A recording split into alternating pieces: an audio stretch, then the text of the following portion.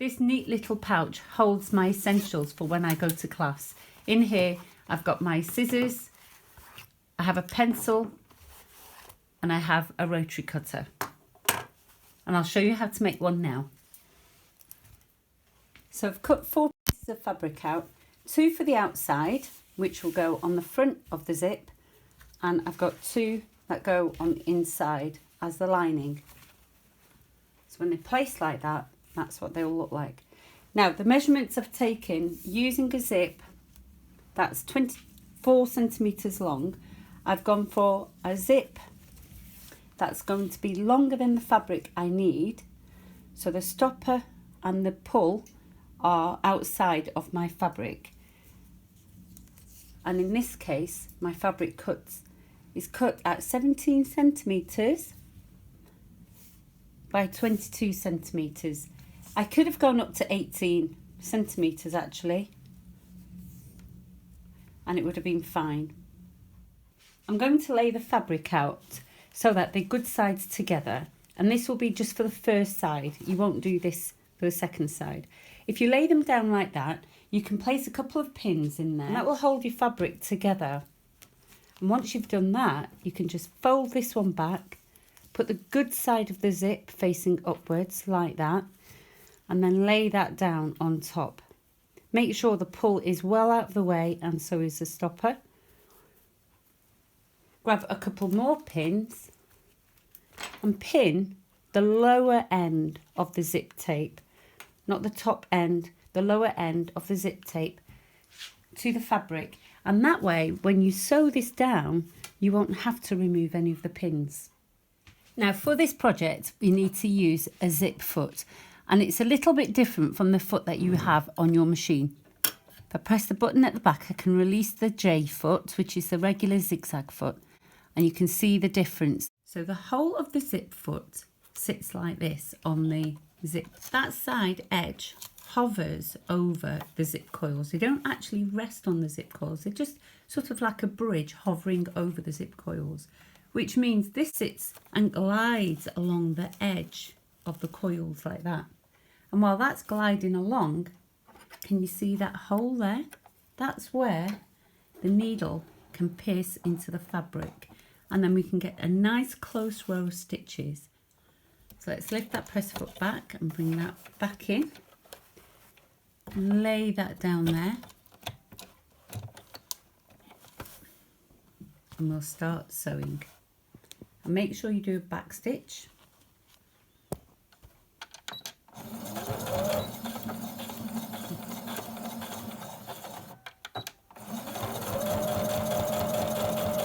And feel for the zip there. Make sure it's all lined up. And then it should come out. There we go.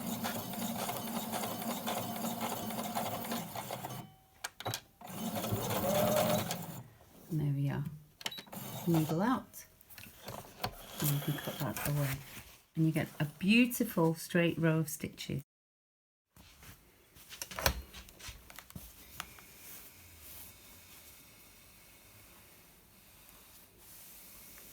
Okay, so now we want to do the other side.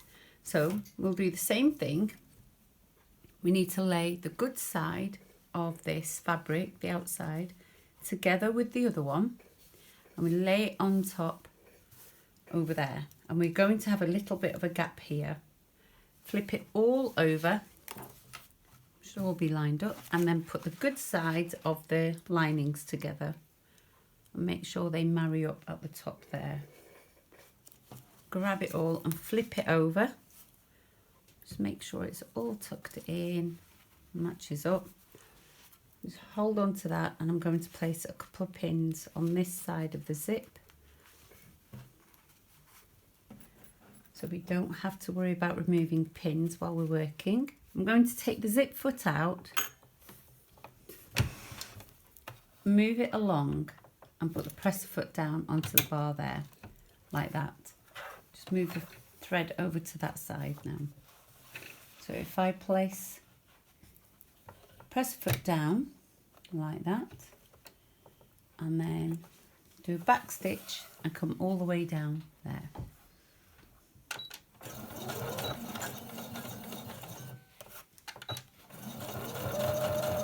Feel for the zip as you go down the tape.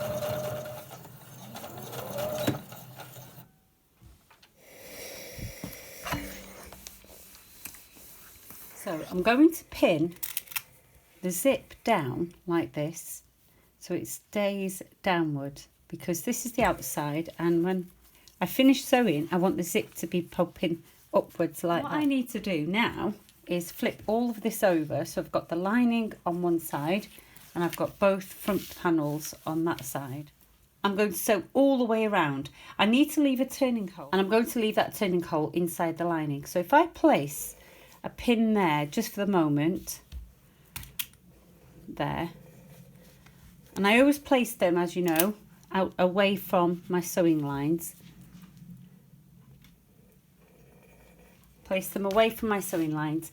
What I'm going to do now is I'm going to open the zip, because I've secured this like that. I'm going to open the zip halfway, about there, and then that will hold that together. And if you're unsure or not feeling confident with that, then maybe just sew it down there, and then line up the ends there and place a couple of pins. So I'm going to leave a turning hole.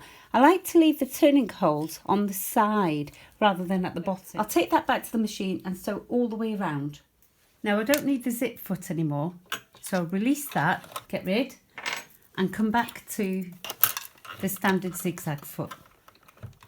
And that's the foot that was on the machine when we opened the box. So start at the turning hole marking, and I'm going to use the side of the foot as my guide. If you want to, you can use these seam allowances on the side of your machine, or better still, use a magnetic seam guide and place it there on your machine. There's a myth about these damaging your machines. They don't. They're perfectly fine and safe to use. Lock the stitches and let's sew all the way around. Make sure your zip tape stays in place. Now that magnet's going to get in the way, so get rid of that for a moment. Don't be frightened of going over the zip. Bring that back and let's continue.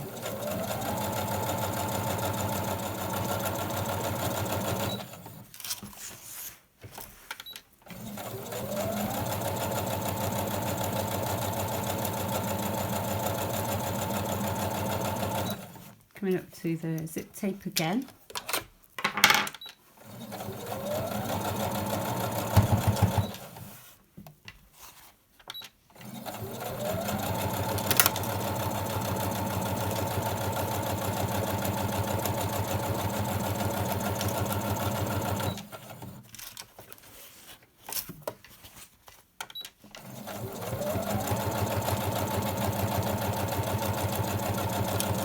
Come up to the turning hole and reverse. Lock those stitches in place and we can release the fabric. Now I've sewn that, carefully remove the pins, place them somewhere safe. Snip into the corners, so clip the corners away. Don't clip your stitching.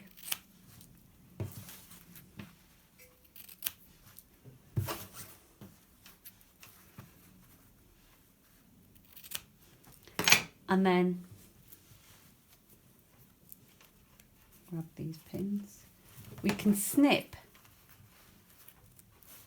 the excess zip away. Now these are nylon coils. They don't damage your machine. It's just your scissors. They don't damage your scissors. It's just plastic. Nylon is just plastic. It's the same as fabric. It's the same material that's used to make fabric or cloth. And when you've managed to get it all through, you've got your turning hole there. I'm going to give it a quick press so it stays even. And then I've got that fold, and you can either do a hand stitch, like a ladder stitch, or take it to a sewing machine and do a top stitch, which is what I'm going to do now. I want to select 00 stitch on the machine. That moves the needle over like that. And now what I can do is use the foot. There are 3 markings on there.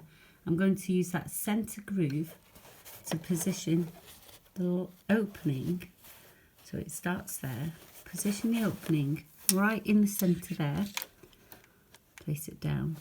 And then use an edge stitch. So a regular straight stitch going all the way down to sew this opening closed.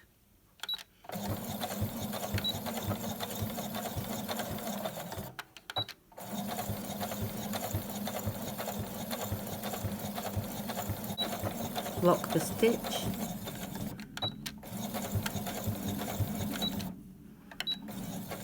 And you're done.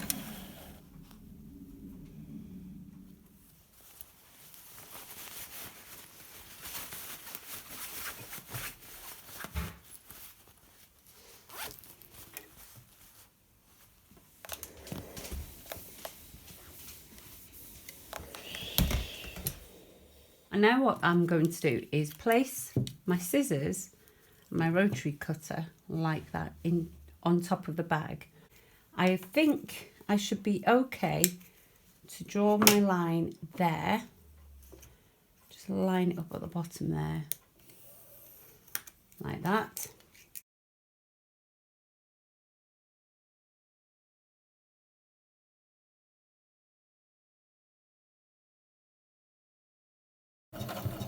And I think I'll stop there, go back, 2, 3, and then remove that from the machine.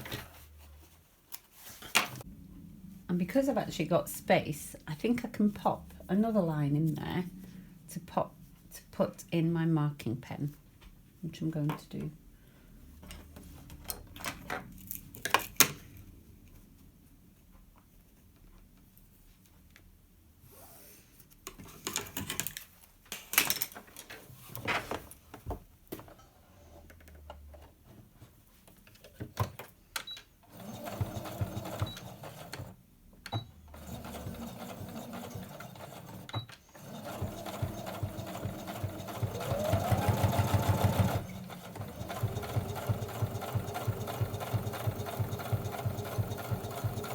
You don't need to go all the way down.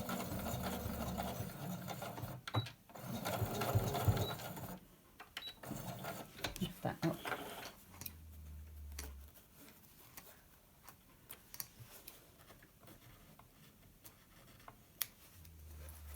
There we go. Now I've got my pen, my rotary cutter and my scissors in there, nice and neatly. See them, and that will help me keep my tools together safely.